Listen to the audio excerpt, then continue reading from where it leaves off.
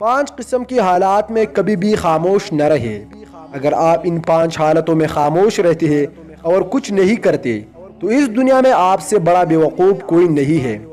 Number 1، جب کوئی آپ کی دین اور آپ کے نبی کی توہین کر رہا ہو تو اس وقت کبھی بھی خاموش نہ رہے بلکہ اپنے نبی کے ناموس کی خاطر نکلے۔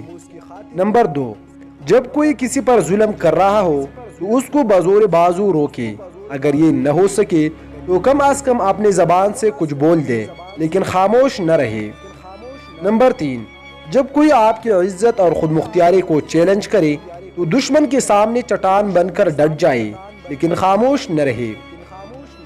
نمبر 4، جب کوئی حق کی بات کر رہا ہو تو حق کے ساتھ کھڑے ہو جائے اور باطل کا مقابلہ کرے لیکن خاموش نہ رہے۔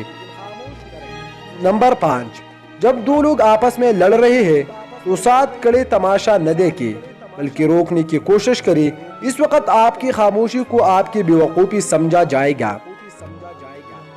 ان 5 حالتوں میں خاموش رہنے والا خود کو مسلمان کہلانے کے قابل نہیں، کیونکہ مسلمان اپنے غیرت و عزت اور اپنے نبی کی ناموس کے لیے مر مٹ جاتے ہیں۔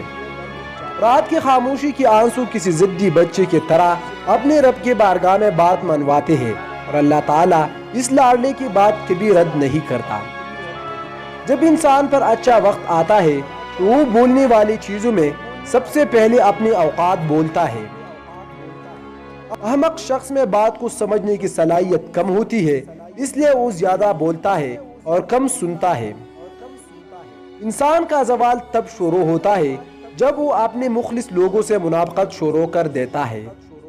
سام کے بچے بھی سام ہوتے ہیں جو اپنی فطرت پر ہی پروان چڑھتے ہیں۔